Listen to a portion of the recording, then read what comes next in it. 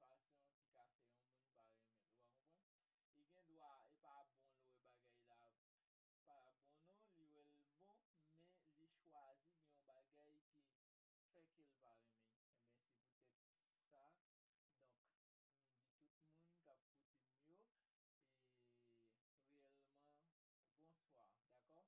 e nou reme pasi ti mizik l'evangil, nou pasi. E lò se kretien, donk, ou oblije ou patande kempot mizik.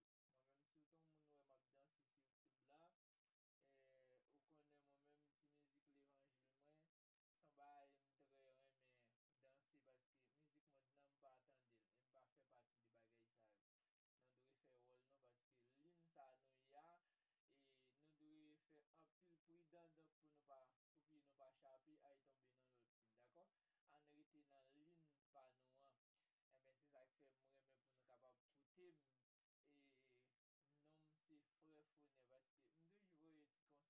An rete nan lin pa nou an, e men se sa fe mremen pou nou kapap koute e nom se fre fone, paske mdou jvoye ti konsel pou nou, apil konsel pou nou nan sou YouTube la, paske apil moun ap gade, mdame nou vreman interese pou nou kapap gade video sa ki mvoye a, pase mremen danse, pase pafwa lem lakay mwen, pitit mwen, madam mwen, fami mwen generalman, dan ki sa ou fe?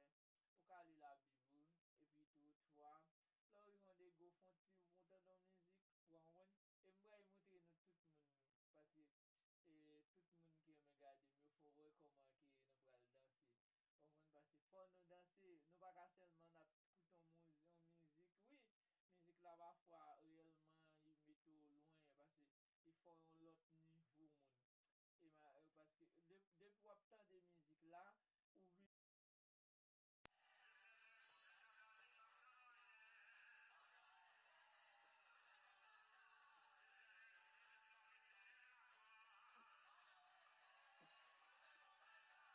bel mizik papa! Sa melodi se evanjelis nou an. Yap ban nou mizik kon danse,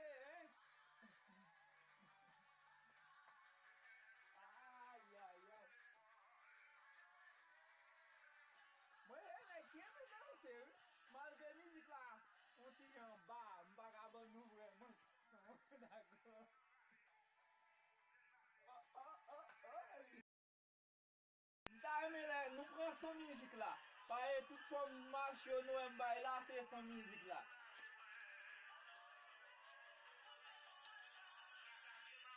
Mizik mon ti jan ba, ou men kan men nap tande, pase